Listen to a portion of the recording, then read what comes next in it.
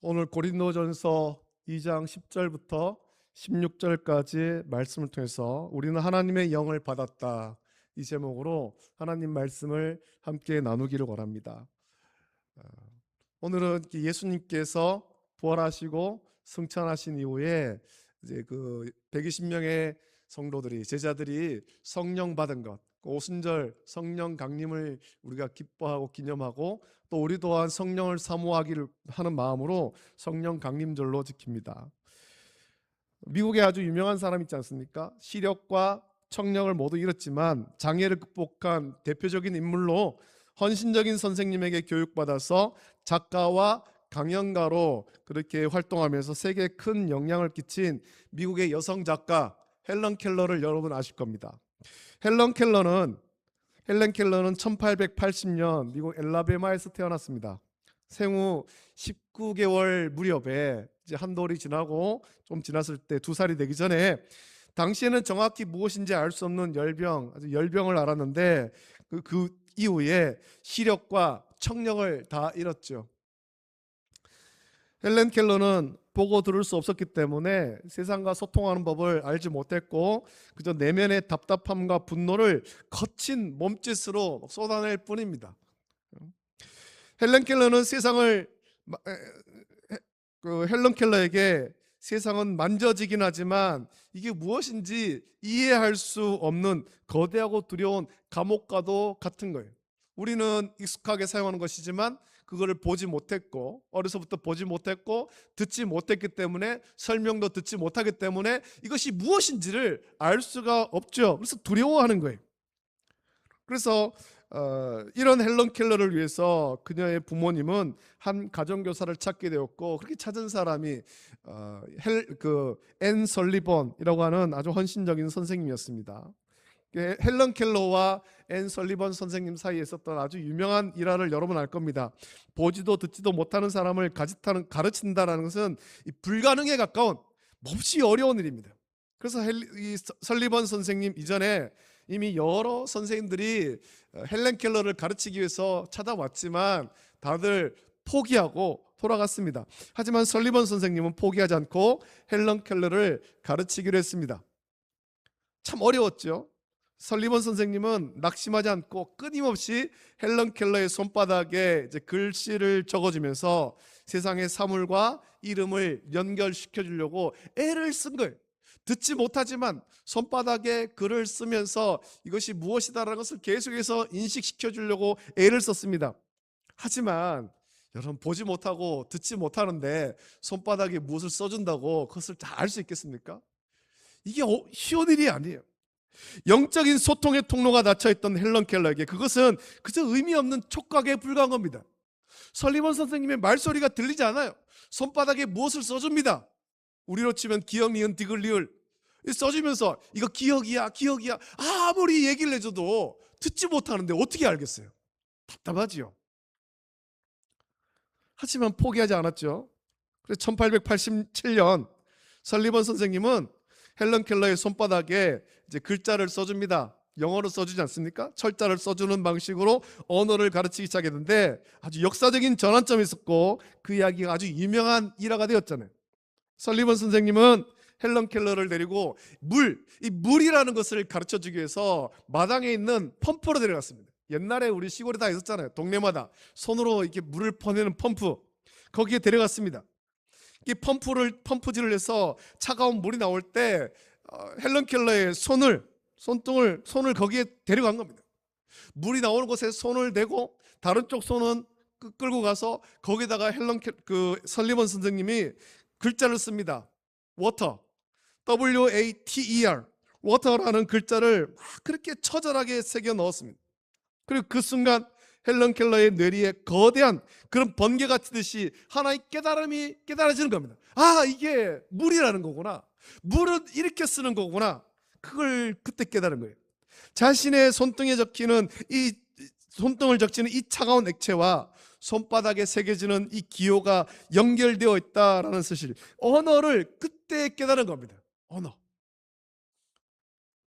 그날의 일을 기억하면서 헬런 켈러가 자신의 그 자서전에 이렇게 기록했습니다. 그것은 내 영혼의 빛을 던져준 사건이었다. 나는 비로소 살아있는 존재가 되었고 감옥에서 해방되었다. 그렇게 그때의 일을 기록했습니다. 여러분, 보이지 않고 들리지 않던 어둠의 세계에 언어라는 빛이 찾아와서 그녀의 닫힌 인식을 깨우자 헬런 켈러는 완전히 새로운 사람으로 바뀐 겁니다. 글자를 알게 된 거죠. 사물이 무엇인지를 알게 됐고 이제는 세상과 소통하는 법을 배운 겁니다. 이 설리번 선생님이 헬런 켈러의 손바닥에 글자를 새겨 어둠을 깨웠듯이 여러분, 성령님께서는 세상의 지혜라는 감옥에 갇혀 죽어있던 우리 영혼의 손바닥에 예수 그리스도와 십자가, 예수 그리스도의 십자가라는 이 복음의 언어를 저와 여러분에게 새겨 주셨습니다. 오늘 본문 보면 바울은 우리가 세상의 영을 받지 아니하였고 또 오직 하나님으로부터 온 영을 받았다라고 선포합니다. 저와 여러분들이, 오늘 이 자리에 모여 예배하는 저와 여러분들이 세상의 영이 아니라 하나님으로부터 온 영을 받은 줄 믿습니다. 할렐루야. 우리는 바울이 선포한 이 말씀을 묵상하면서 우리를 거듭나게 하사 하나님을 아버지라 부르게 하신 성령의 역사와 그 충만한 은혜가 저와 여러분들 삶 속에 넘쳐나기를 예수님의 이름으로 축복합니다. 여러분, 성경에 기록된 이 고린도는 현재도 그리스에 있는 중형 도시 코린토스입니다. 코린토스라고 부르죠. 똑같은 이름이에요.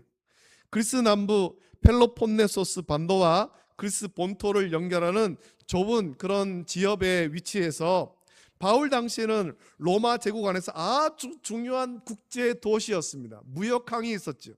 동서무역이 활발한 항구 도시였고, 그래서 이 고린도는 경제적으로 아주 부유한 도시였으며 철학과 문화가 발달했고 동시에 우상 숭배와 음란함이 넘쳐나던 그런 도시였습니다. 당시 고린도 사람들은 그리스 철학의 영향을 받았고, 그래서 그들을 지배하는 가장 큰 가치관, 그들의 삶과 그들의 인생을 지배하고 있는 가장 큰 가치관은 세상의 지혜인 것입니다. 세상의 지혜. 누가 세상에서 더 지혜로운가? 누가 세상에서 더 철학적 지식을 많이 가졌는가? 그래서 그들은 웅변수를 숭상했고 화려한 수사학과 철학적 논증으로 상대방을 압도하는 사람들을 지혜로운 사람으로 여겼습니다. 철학적으로 남들을 압도할 수 있는 사람, 그 사람이 더 지혜로운 사람이다. 이런 지독한 세속주의적 풍조는 고린도 교회 내부로 고스란히 스며들어왔습니다. 고린도 교회 성도들은 예수 그리스도를 구주로 믿고 구원받았음에도 여전히 세속의 고린도가 추구하던 세상의 가치관을 완전히 버리지 못했죠. 그들은 복음의 십자가 능력을 의지하기보다 어떤 지도자가 더 화려한 언변을 구사하는지, 어떤 가르침이 누구의 그 어떤 가르침이 더 철학적으로 세련되었는지를 두고 파벌을 나눠서 싸웠습니다. 나는 아볼로에게, 나는 게바에게, 나는 바울에게, 나는 그리스도에게 속했다라고 하면서 이제 교회 안에 파벌을 나누었습니다. 서로가 더 지혜롭다고 자랑하면서 교회를 분열과 갈등의 구렁텅이로 몰아넣었습니다. 더욱이 그들은 이 고린도전서의 말씀을 묵상하면 성령의 은사마저도 자신의 영적 우월함을 과시하는 도구로 삼은 겁니다. 나는 방언을 받았고 나는 예언을 하고, 그것을 자신의 영적인 우월함을 과시하는 도구로 삼았죠. 방언하고 예언하면서 삶 속에서는 세상 사람과 다를 바 없이 음란하고 탐욕스럽고 성도 간에도 서로 소송한 겁니다. 이 비참한 영적 현실을 바라보면서 바울은 책망과 함께 복음의 본질을 다시 선포합니다. 바울은 인간의 뛰어난 말이나 지혜의 아름다운 것으로 너에게 나아가지 아니하였고 오직 성령의 나타나심과 능력으로만 복음을 전했다, 그렇게 고백했습니다. 내가 너희들에게 세련된 말로, 세련된 언변술로 그렇게 나아간 것 아니다라는 겁니다. 하나님의 지혜인 십자가의 도는 세상의 지혜로 절대 이해할 수 없는 신비이기 때문에 그렇습니다. 여러분, 교회마다, 오늘날에도 교회마다 꼭대기에 십자가 세워져 있지 않습니까? 그 십자가, 세상은 십자가를 볼 때 참 미련하게 보입니다만 우리는 그 십자가를 자랑하잖아요. 십자가가 저와 여러분의 능력이 되는 거잖아요. 그것을 어떻게 믿을 수 있냐는 거죠. 어떻게? 성령께서 그것을 깨닫게 하시기 때문입니다. 오늘 우리가 그 말씀을 좀 묵상하려고 합니다.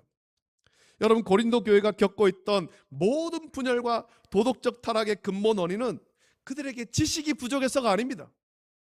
고린도 교회를 거쳐간 사람들을 보십시오. 바울, 게바, 아볼로.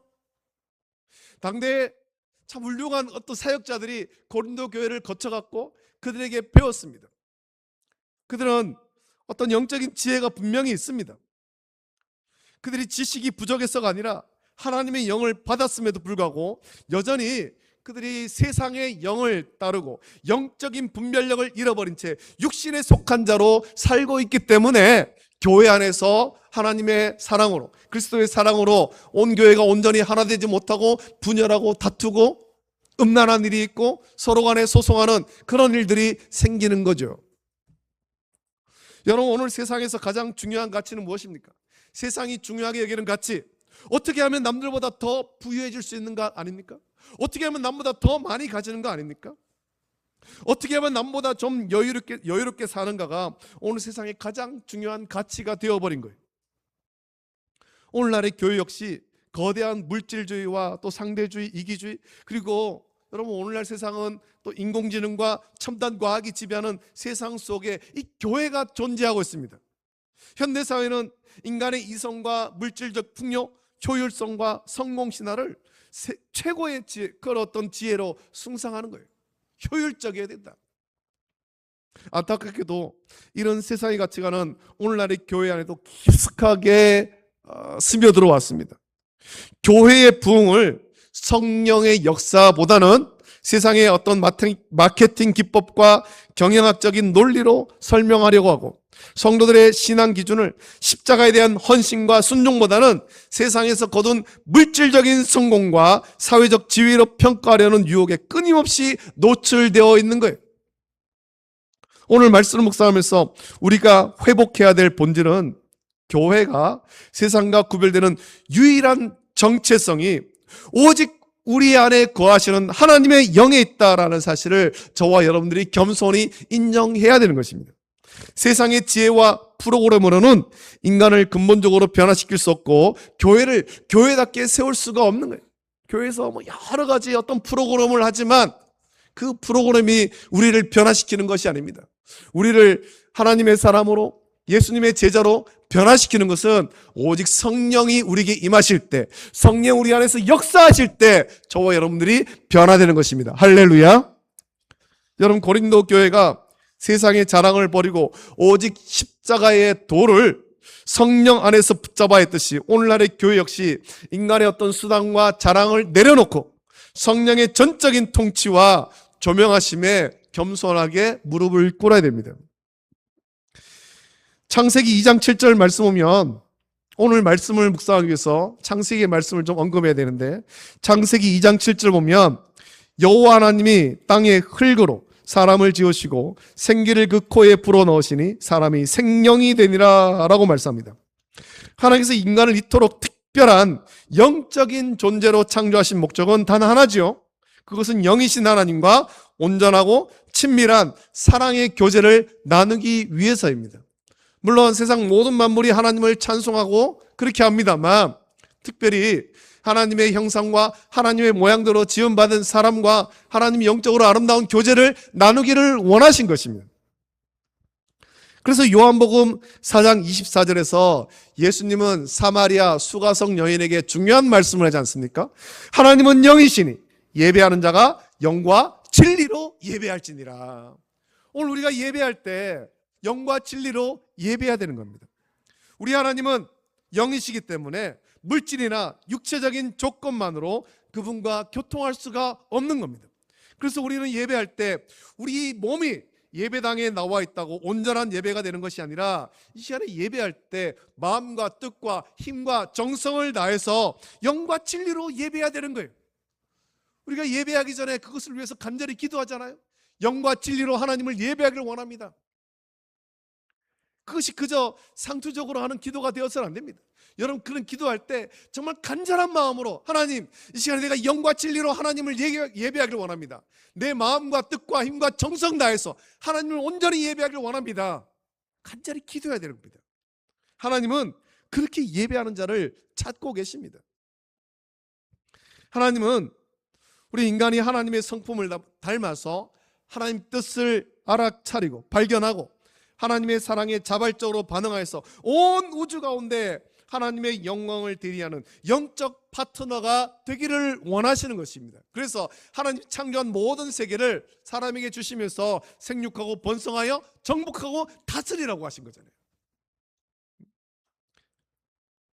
에덴 동산에서 하나님과 아담과 하와가 하나님과 함께 거닐 때 숨김없이 하나님과 대화할 수 있었던 것은 그들 속에 하나님의 생기, 곧 영적 통로가 살아 움직이고 있었기 때문에 그렇습니다.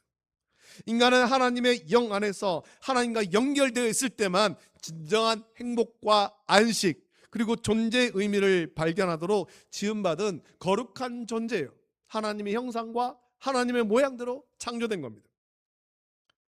그런 인류에게 가장 비참한 참혹한 비극이 찾아오죠. 아담과 하와가 하나님 말씀에 불순종해서 선악을 알게 하는 나무의 열매를 먹음으로 죄가 우리 가운데 들어온 겁니다. 불순종에 죄를 지었습니다. 피조물인 인간이 스스로 하나님과 같이 되려 했던 이 교만과 불순종의 대가는 파멸입니다. 죄의 본질은 그저 육체의 삶이 끝나는 것이 아니에요. 결과는 그것이 아니에요. 하나님과의 단절입니다. 단절. 영적인 사망을 의미합니다. 이 불순종의 결과에 대해서 창세기 6장 3절 보면 여호와께서 이르시되 나의 영이 영원히 사람과 함께하지 아니하리니 이는 그들이 육신이 됨이라 라고 말씀합니다. 하나님을 번역한 인간에게서 거룩하신 하나님의 영이 떠나버린 겁니다. 하나님과의 영적인 교제가 단절되어 버렸습니다. 그리고 하나님의 영이 떠난 인간을 향해서 성경은 그들이 육신이 되었다라고 말씀합니다. 하나님의 영이 떠난 인간을 향해서 성경은 그들이 육신이 되었다라고 말합니다. 이 말은 단순히 생물학적인 몸을 뜻하는 것이 아닙니다. 인간의 이성과 의지가 전적으로 타락해서 세상의 지식과 철학으로는 최고의 정점에 도달했을지라도 하나님의 구원 계획에 대해서는 도무지 알 수도 없고 볼 수도 없으며 깨달을 수도 없는 영적 소경이 된 비참한 상태를 의미하는 거예요. 인간의 방법으로는 어떻게 했어도 하나님을 발견할 수가 없는 겁니다. 하나님을 찾을 수가 없는 거죠. 그래서 세상의 영을 받은 자는 십자가를 미련하다라고 비웃지만 살리는 영이신 예수 그리스도를 통해서 하나님의 영을 받은 자는 그 안에서 하나님의 귀한 지혜를 발견하게 되는 것입니다. 십자가의 도를 깨닫게 되는 것입니다. 그 은혜를 깨닫게 되는 거예요. 그래서 로마서 1장 18절부터 23절 말씀 보면 하나님의 진노가 불의로 진리를 막는 사람들의 모든 경건하지 않음과 불의에 대해서 하늘로부터 나타나나니 이는 하나님을 알만한 것이 그들 속에 보임이라. 하나님께서 이를 그들에게 보이셨느니라. 창세로부터 그의 보이지 아니하는 것들 곧 그의 영원하신 능력과 신성이 그가 만드신 만물에 분명히 보여 알려졌나니 그러므로 그들이 핑계하지 못할지니라. 하나님을 알되 하나님을 영화롭게도 아니하며 감사하지도 아니하고 오히려 그 생각이 허망하여지며 미련한 마음이 어두워졌나니 스스로 지혜 있다 하나 어리석게 되어 썩어지지 아니하는 하나님의 영광을 썩어질 사람과 새와 짐승과 기어다니는 동물 모양의 우상으로 바꾸었느니라 라고 말씀하고 있습니다. 무슨 말입니까? 하나님의 영을 받지 못한, 그래서 세상에 영이 있는 자들은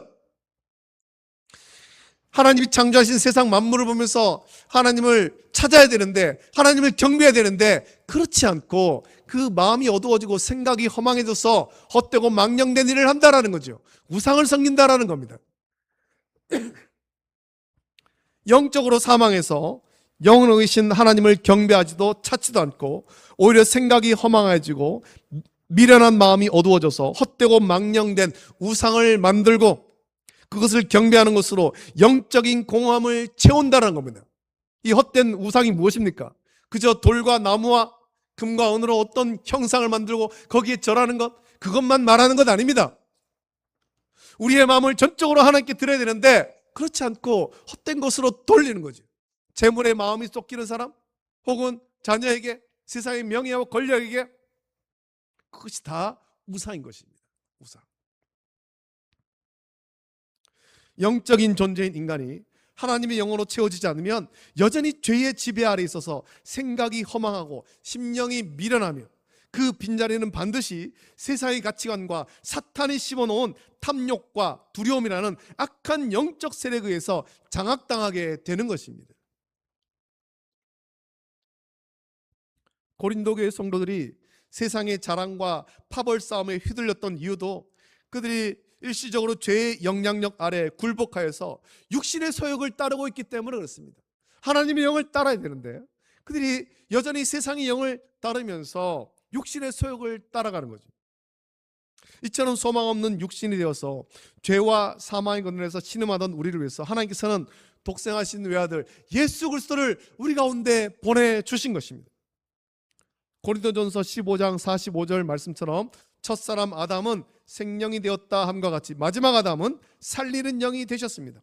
허물과 죄로 죽은 우리를 다시 살리기 위해서 예수 그리스도께서 친히 참 빛과 참 생명으로 우리 가운데 오신 것입니다. 예수님은 십자가에서 흘리신 보혈로 우리의 모든 죄악을 씻으시고 사탄의 머리를 깨뜨리시고 무덤에서 부활하심으로 사망의 권세를 이기셨습니다. 예수 그리스도는 죄의 종노릇하며 영적으로 죽어있던 우리에게 하나님의 생기를 다시 불어넣으시는 살리는 영이신 것입니다. 할렐루야.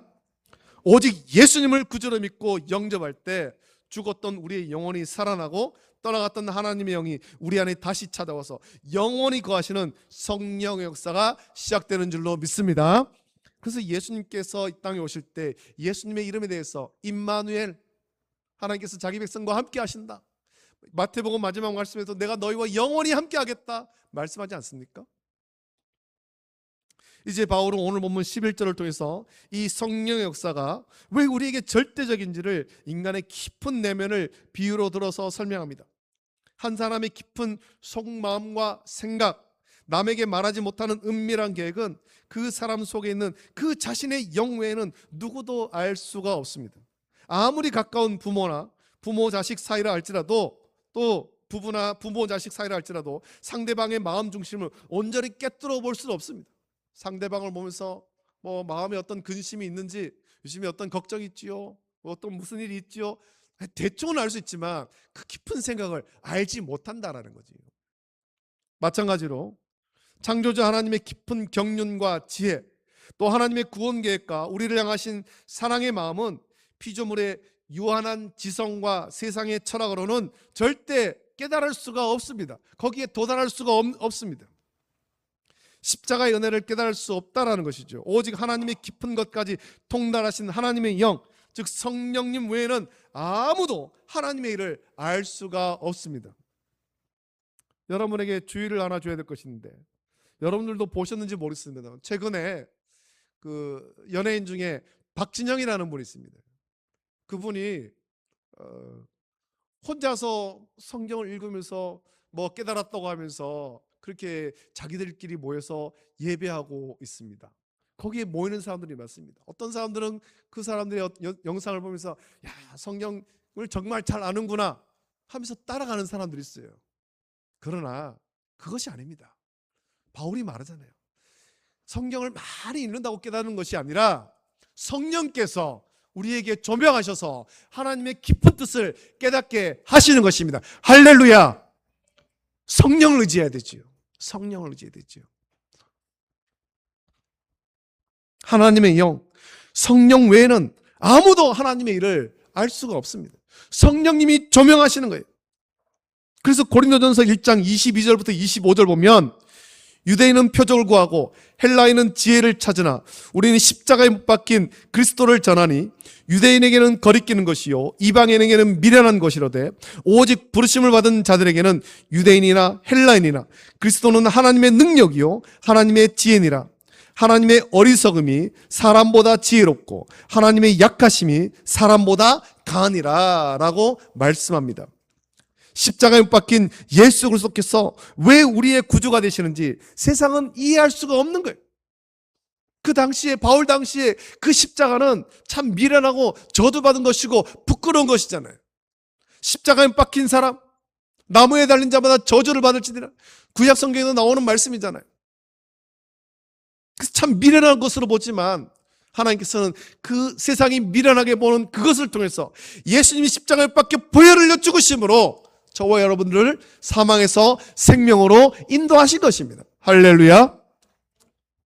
그래서 성령께서 우리의 마음을 조명하시면 그제야 십자가가 얼마나 큰 은혜인가 하는 것을 깨닫게 되는 거예요. 이것은 하나님의 영을 받은 자만이 깨달을 수 있는 은혜죠. 이어서 바울은 12절부터 16절을 통해서 우리가 하나님의 영을 받음으로써 누리게 된 구체적인 삶의 변화와 영적 권세를 선포합니다.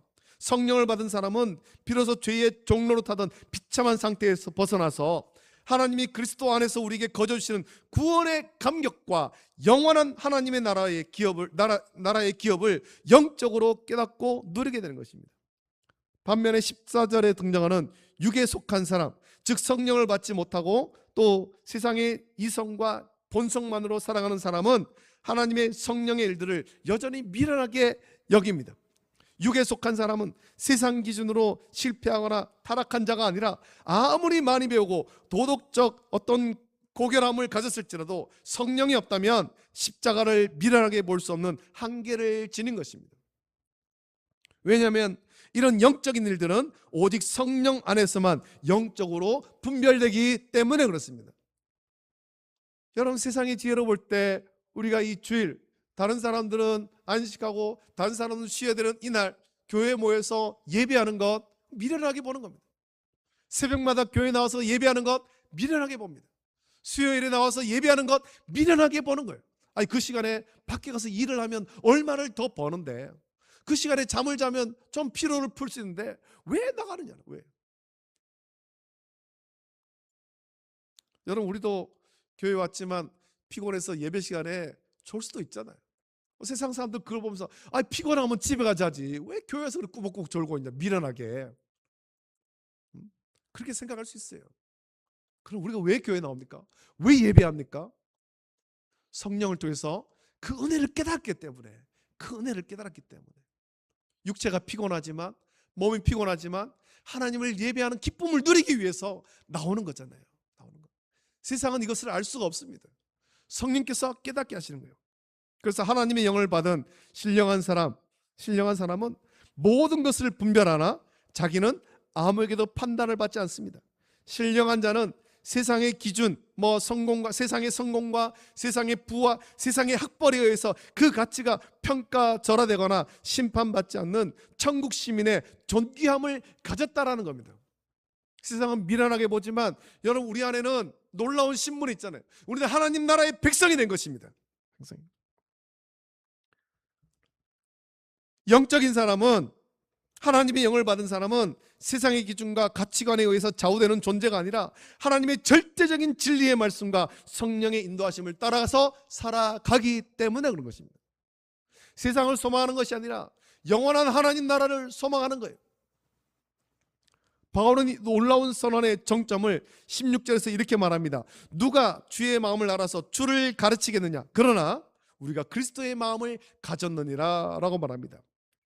하나님의 영을 받은 성도들은 이제 내 고집과 내 생각을 따라 사는 사람들이 아니라 성령의 역사로 말미암아서 예수 그리스도의 마음과 예수님의 시선으로 세상을 바라보는 고귀한 영적 능력을 소유한 사람이 된 것입니다. 우리는 세상의 영을 따르는 자들이 아니라 죄로 인해 죽어버린 육신에 머무는 자들도 아닙니다. 우리는 예수 그리스도의 보혈로 죄 씻음 받았고 살리는 영이신 예수님을 통해서 하나님의 영을 받은 자들입니다. 하나님의 숨결이 우리 안에 다시 살아 숨쉬고 있으며 우리는 하나님과 친밀한 교제를 나눌 수 있도록 거룩한 성전으로 변화된 것입니다. 자, 그렇다면 그리스도의 마음을 가진 우리는 그럼 이제 어떻게 살아야겠습니까? 하나님의 영을 받은 우리는 어떻게 살아야 하냐는 거죠. 성령의 인도하심은 주관적인 어떤 신비주의나 내 감정이 아니에요. 그저 예배 드릴 때 어떤 가슴이 좀 뜨거워지고 그것만이 다가 아니라는 겁니다. 날마다 말씀을 여러분 묵상하십시오. 하나님 말씀을 펼쳐서 묵상하십시오. 그 읽을 때 성령께서 말씀의 문을 열어서 주의 법에 기이한 것을 보게 하실 때 비로소 우리는 세상의 어떤 가치관을 따르는, 세상의 물질과 명예와 권력을 따르는 그런 가치관을 깨부수고 예수 그리스도의 눈으로 세상을 변화시키게 되는 것입니다. 성령은 언제나 기록된 말씀과 함께 기록된 하나님 말씀을 통해서 우리 가운데 역사하시는 거예요. 나아가서 우리는 우리 안에 계신 성령의 세밀한 음성과 인도하심에 전적으로 복종해야 됩니다. 내 육신의 소욕과 정욕이 나를 이끌려 할 때마다 내 안에 계신 성령의 권능을 의지해서 그 죄를 죽이고 의의 병기로 우리 자신을 하나님께 드려야 됩니다. 그러면 세상을 바라볼 때도 물질적인 가치나 눈에 보이는 성공의 기준으로 사람과 상황을 판단하지 않고 영적인 바른 분별력을 가지고 하나님의 공의와 사랑의 눈으로 세상을 치유하고 변화시켜 나갈 수가 있는 것입니다. 여러분, 우리에게는 그리스도의 마음이 있습니다. 우리 안에는 하나님의 영이 거하십니다. 이 영광스러운 특권을 기억하면서 이번 한 주간도 세상의 유혹과 조롱 앞에서 당당히 승리할 수 있기를 예수님의 이름으로 축복합니다. 고린도 교회와 같이 분열과 또 자랑을 십자가 앞에, 육체의 자랑을 한 것을 십자가 앞에 다 못 받고 오직 성령 안에서 하나됨을 힘써 지키며 하나님의 거룩한 뜻에 온전히 순종하는 삶을 살기 원합니다. 여러분 개인의 삶과 가정, 직장과 사업장에서 우리의 모든 주권을 하나님께 드리고 성령의 인도하심에 온전히 복종하십시오. 세상에서는 그런 것이 미련하게 보일지라도 우리와 함께 하시는 성령께서 우리 하나님의 뜻에 합당한 그런 온전한 그리스도의 삶, 십자가를 자랑하는 삶으로 인도하실 것입니다. 그래서 우리가 오직 성령의 충만함 받고 십자가를 자랑하며 모든 영광을 하나님께 돌리는 복된 성도가 다 되시기를 예수님의 이름으로 축복합니다. 이제 이 시간에 우리가 말씀을 묵상하시면서 함께 찬양하길 원합니다. 한라에서 백두까지, 백두에서 땅끝까지 성령의 새바람, 그 성령의 새바람이 오늘 우리 심령과 우리의 가정과 우리의 이 교회와 이 땅 가운데 불어와서 성령의 충만함 받고 하나님의 영이 충만해서 하나님의 뜻을 깨닫고 그 뜻 가운데 순종할 수 있도록 세상의 가치관으로 사는 것이 아니라 천국을 바라보고 주의 뜻이 이 땅 가운데 이루어지기를 사모하며 살아갈 수 있는 믿음의 삶을 허락해달라고 간절히 함께 기도하길 원합니다. 함께 찬양합니다.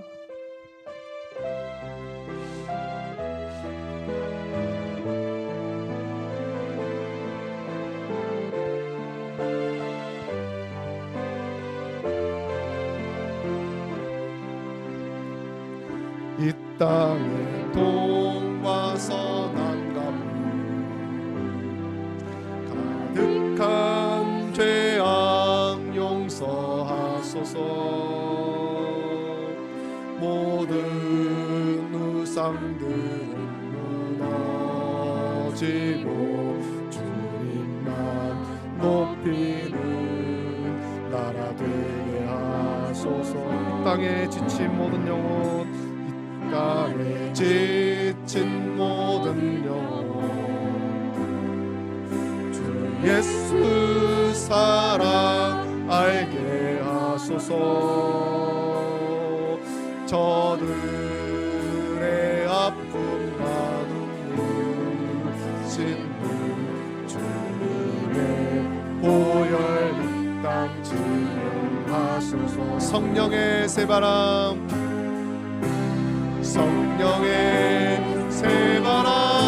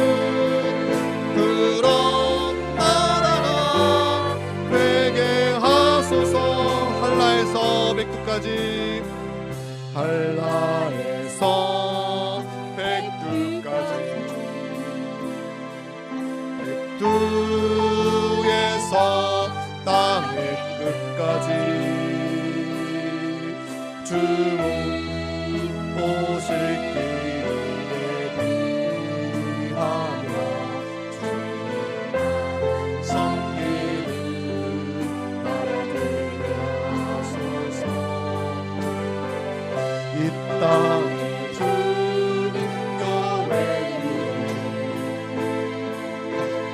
하늘의 생기 부어주소서. 열방을 치유하는 주 백성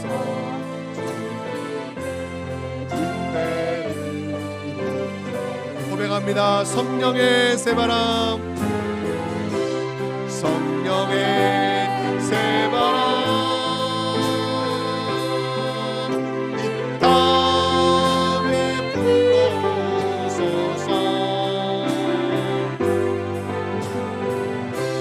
주의 영 생기로 우리를 다시 살리사 이 땅에 하나님 영광 거하는 그런 나라가 되게 하소서.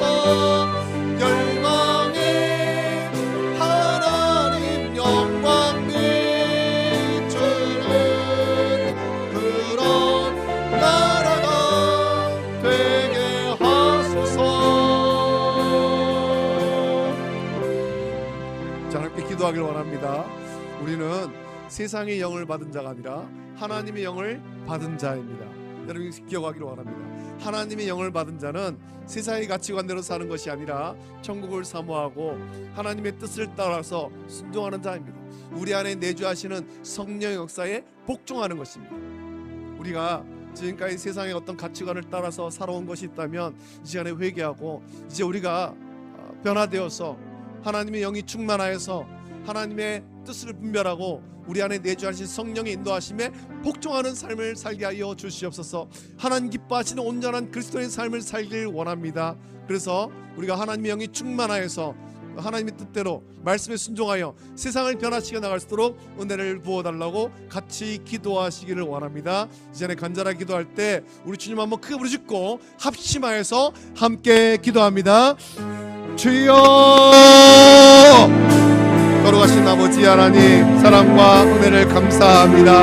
아버지 하나님, 오늘 우리가 또 고린도전서의 말씀 묵상하면서 우리는 세상의 영이 아니라 하나님의 영을 받은 자라고 말씀하였습니다. 아버지 하나님, 우리가 세상을 영을 받지 아니하고 오직 하나님으로부터 온 영을 받았습니다. 우리가 아버지 하나님 그 성령의 충만함 받고 하나님의 깊은 지혜를 아버지 하나님 그 뜻을 발견하고 깨닫고 순종케 하시고 우리 안에 내주하시는 성령의 역사에 온전히 복종할 수 있도록 은혜를 부어 주시옵소서. 세상의 가치관을 따라서 살아가는 것이 아니라 하나님 뜻을 발견하고 하나님의 마음을 품고 예수 그리스도의 마음 품고 아버지 하나님 우리가 성도가 서로 사랑하고 아버지 하나님 교회가 하나 되고 땅 가운데 하나님의 뜻을 이루어갈 수 있도록 은혜를 풀어 주시기를 원합니다. 성령의 역사에 순종하여서 땅 가운데 하나님 나라가 임하도록 성령을 우리 모든 성도를 인도하여 주시옵소서. 우리의 삶을 변화시키시고 가정을 성령의 충만함으로 변화시키시고 우리 교회 성령의 충만함을 허락하여 주시사 아버지 하나님 세상에 우리를 통하여서 하나님을 발견할 수 있도록 은혜를 내려 주시옵소서. 아버지 하나님이시여, 아버지 하나님이시여, 우리 교회를 사랑하시고 오늘 주시사 성령의 충만함 주셔서 아버지 하나님 우리가 정말 아버지 하나님 변화된 다른 모습으로 주를 오늘 섬기고 세상 가운데 복음을 전할 수 있는 우리 교회 될수록 인도하여 주시기를 간절히 소원하옵나이다. 주님 역사하시고 은혜로 채워 주시옵소서. 참 좋으신 아버지 하나님 감사드립니다. 하나님께서 우리를 사랑하셔서 허물과 죄로 영원히 죽었고 또 우리 하나님과의 영적인 교제가 단절된 채 그렇게 살아가던 우리를 불쌍하시고 긍휼히 여기시사 독생자 예수 그리스도 살리는 영이신 예수님을 다시 보내주셔서 우리를 다시 살리시고 새 생명 주시고 하나님의 영을 부어주심을 감사드립니다. 아버지 하나님, 우리는 세상의 영을 받지 아니하고 오직 하나님으로부터 온 영을 받았다라고 말씀하였습니다. 성령을 받았습니다. 아버지 하나님, 우리가 더욱더 성령의 충만함 받고 우리 안에 내주하신 성령의 역사에 순종하여서 하나님 뜻에 합당한 삶을 살게 하여 주시옵소서. 지금까지 우리가 세상의 가치관 가지고 가치관대로 그렇게 살아왔다면 이제는 그것을 내려놓고 성령을 따라 복종함으로 말미암아 하나님 뜻을 분별하고 그 뜻 가운데 순종할 수 있도록 은혜를 내려 주시기를 원합니다. 세상은 아버지는 재물과 명예와 권세와 권력 이것을 따라가지만 우리는 하나님의 뜻을 분별하고 하나님의 뜻이 이 땅 가운데 이루어지기를 사모하며 아버지를 순종할 수 있도록 은혜를 베풀어 주시고 모든 영광 하나님께 돌리는 온전한 성도의 삶이 될 수 있도록 인도하여 주시옵소서. 우리 모든 성도에게 성령의 충만함 주시고 가정의 성령의 충만함 주시고 우리 교회의 성령의 충만함을 허락하여 주시옵소서. 감사합니다. 이제는 우리 주 예수 그리스도의 은혜와 하나님 아버지의 사랑하심과 성령님의 감화 역사 교통하심이 오늘 세상이 영을 따르지 아니하고 하나님이 영을 충만히 받고 성령을 충만히 받고 하나님 뜻을 분별하고 그 뜻 가운데 순종하며 하나님 뜻을 땅 가운데 이루기를 결단하며 섬기는 우리 모든 성도들 머리 위에 가정과 자녀와 직장과 생업 위에 이제부터 영원토록 함께 있을지어다. 아멘.